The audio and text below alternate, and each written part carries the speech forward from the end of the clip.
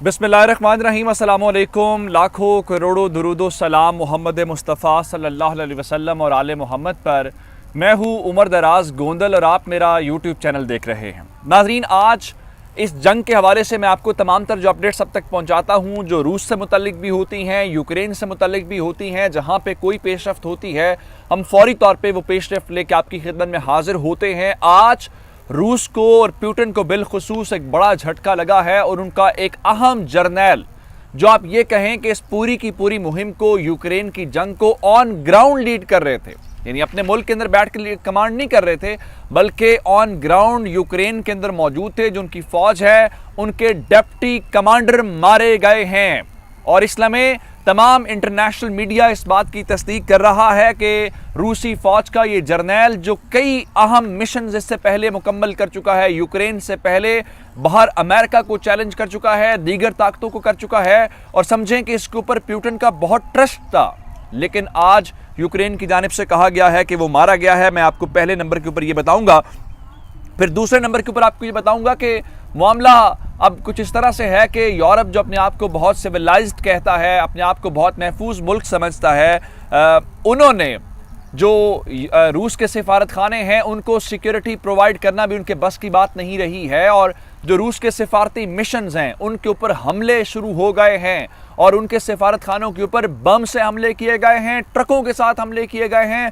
कहां कहां पे हमले किए गए हैं आपको ये भी बताऊंगा। दूसरे नंबर के ऊपर चल के मैंने आपको खबर दी थी रूस के तेल से मुतल्लिक, तो खबर ये है कि अगर तेल के ऊपर आप पाबंदी लगाने जा रहे हैं तो फिर ये सोच लीजिए कि $300 फी बैरल दुनिया तेल बर्दाश्त कर लेगी, अफोर्ड कर लेगी, ये खबर है। फिर मैंने आपको बताया था कि बिजली का निज़ाम इस वक्त जो रशियंस हैं वो पूरे यूक्रेन के अंदर उड़ा रहे हैं।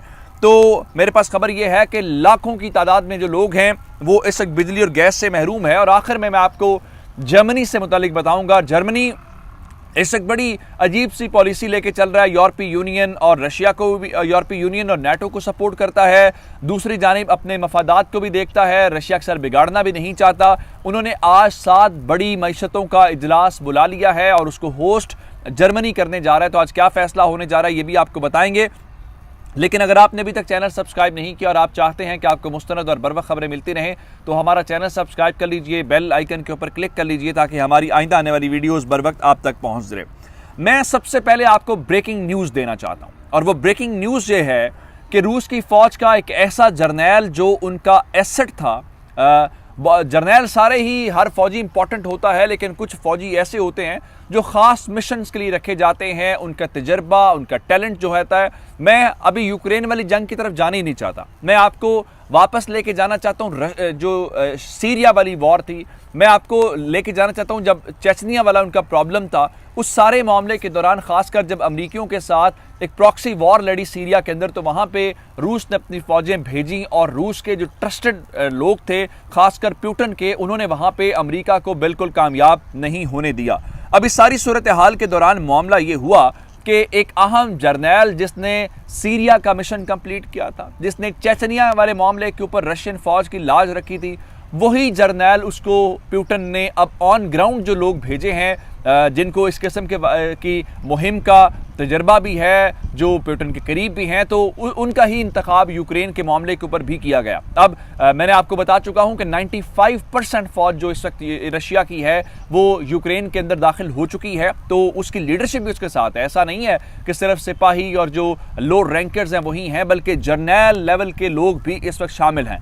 और उनको जो मुहिम्मात दी गई हैं उसमें उनका जो दारुल हुकूमत कीफ है, और फिर जो बड़ा शहर खारकीव है, मारियोपोल है, सोमी है, ये इस किस्म के मुख्तलिफ इलाके हैं जिनको हर सूरत वो कैप्चर करना चाहते हैं। अब खारकीव के मुतालिक मैं आपको बता चुका हूँ कि दूसरा बड़ा शहर है, उसको हर सूरत वो काबू करना चाहते हैं। अब इस सारी सूरत हाल के दौरान जो खारकीव का, जिसको आप कहते हैं ना कि मुहासरा किया हुआ था और वहाँ पे मुसलसल बमबारी हो रही थी, तो वहाँ पे उनका एक अहम जर्नैल जो मेजर जनरल लेवल का है, जो डिप्टी कमांडर है उनकी 41st आर्मी का, उसके मुतालिक खबर आई है कि कल मंडे के रोज़ यानी जो दिन गुजर गया है उस दिन यूक्रेन की फौज ने मार दिया है। इसका नाम बताया गया है जनाब मेजर जनरल विटाली गेरासिमोव जो है। इसके मुतालिक यूक्रेन की जो इंटेलिजेंस है उन्होंने बताया है ये फर्स्ट डिप्टी कमांडर था 41st आर्मी का, इसको उनकी फौज के मुताबिक मार दिया गया है और खार्किव शहर की मुहिम का इंचार्ज यही था ताकि उस शहर को कैप्चर भी किया जाए और उसका जो मुहासरा है उसको ये लीड कर रहा था। अब एक लिहाज से ये इनका नुकसान इसलिए भी है कि एक बहुत काबिल जर्नल था।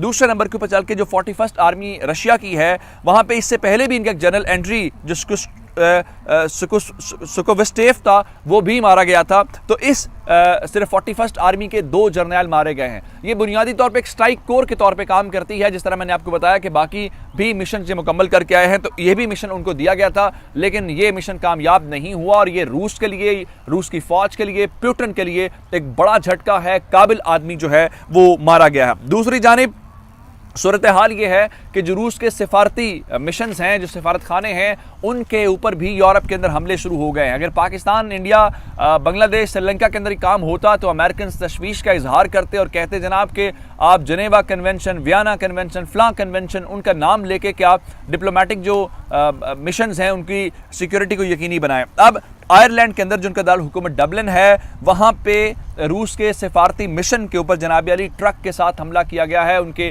गेट के साथ जो है ट्रक टकराया है, उसकी तस्वीर भी सामने आ गई है। गो कि हुकूमत कह रही है जी हमने उस शख्स को गिरफ्तार कर लिया, जबकि वहाँ की अपोजिशन कह रही है कि आप इस सफ़ीर को निकालें क्योंकि इन्होंने यूक्रेन के ऊपर अटैक किया। सिर्फ यही नहीं है, उधर पेरिस के अंदर भी उनके सिफारत खाने के ऊपर जो है वो पेट्रोल बम फेंका गया है, लेकिन इत्तलात ये है कि शायद कुछ ज़्यादा नुकसान नहीं हुआ, लेकिन फिर भी उनकी सिक्योरिटी को लेके ये सवालात ज़रूर पैदा होते हैं कि जब आपकी जिम्मेदारी है, आप उसके मेज़बान हैं, तो फिर आप उनको सिक्योरिटी भी प्रोवाइड करें। आगे चल के इस वक्त ऑन ग्राउंड सिचुएशन जो कि आपको बता रहा हूँ, तो ये भी बताना चाहता हूँ कि इंफ्रास्ट्रक्चर जो है वो तबाह करके या इंफ्रास्ट्रक्चर को कट ऑफ करके रशियंस की स्ट्रेटजी है कि वो यूक्रेन को हथियार डालने के ऊपर मजबूर करें। तो अब उन्होंने क्या किया है, अब उन्होंने, मैंने आपको बताया था कि बिजली का निज़ाम उन्होंने काट दिया है और यूक्रेन जो है वो अंधेरों में डूब गया। ये खबर मैं आपको बहुत पहले दे चुका हूँ। आज यूक्रेन की हुकूमत ने खुद तस्दीक कर दी है कि 7 लाख से ज़ायद अफराद ऐसे हैं जो इस वक्त बिजली से महरूम हैं और बिजली उन तक नहीं पहुँच रही। और फिर सबसे बुरी हालत उन मशरकी इलाकों के अंदर है जहाँ पर इस वक्त शदीद लड़ाई जारी है। इसके अलावा